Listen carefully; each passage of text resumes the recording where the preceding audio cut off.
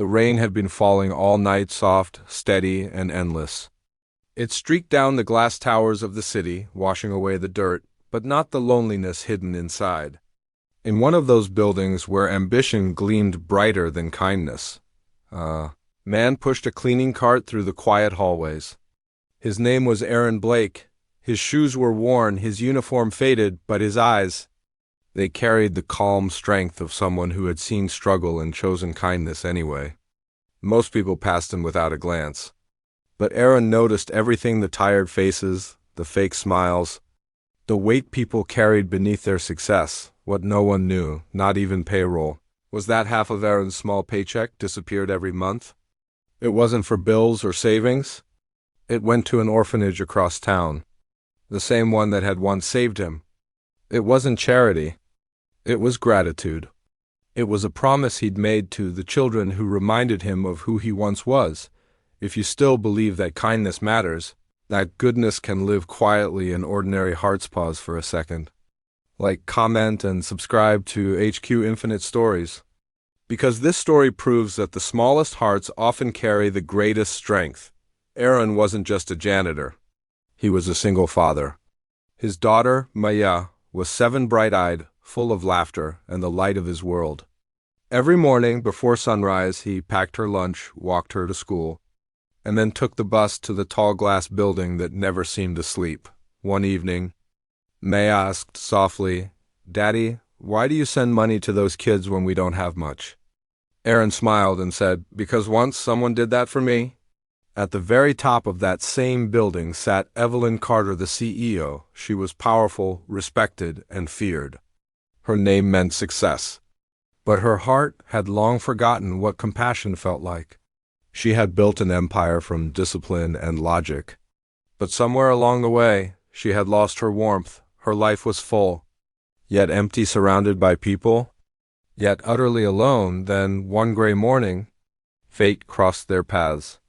Evelyn arrived early and heard the hum of a vacuum echoing down the hall. Turning a corner, she saw Aaron kneeling by the front desk, carefully scrubbing away a coffee stain. There was something peaceful in his movements, something that made her pause. Over the next few weeks, she noticed him more often.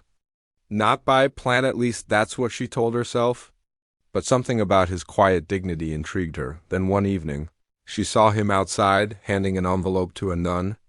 He bowed slightly as she thanked him. Evelyn frowned. It wasn't payday. Why was a janitor giving money away? Her curiosity turned into investigation. She had her assistant pull his payroll records. When the report came, she couldn't believe what she saw. Aaron earned so little, and yet every single month, half of it went straight to a local orphanage. That night, Evelyn sat in her penthouse, coffee untouched, staring at the rain.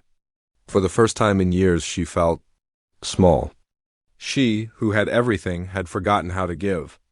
And he, who had almost nothing, gave more than anyone she knew. The next morning, Evelyn drove across town to find that orphanage. It was small, humble, its paint peeling, but laughter echoed through its walls. The nun who greeted her said warmly, "Oh, Mr. Blake, he's been helping us for years. Never asks for anything. Just says it's his way of thanking God for his second chance." Evelyn felt her chest tighten, and for the first time in a long time, tears slipped down her face. Back at work, she called Aaron into her office. He walked in nervously, hat in hand, afraid he'd done something wrong. After a long silence, she asked quietly, "Why do you do it?" Aaron hesitated, then said, "Because I know what it's like to be hungry, ma'am.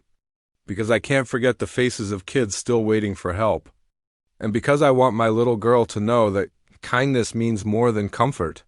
That moment changed Evelyn forever. A week later, she announced the creation of the Blake Promise Foundation, a program dedicated to helping underprivileged children and single parents.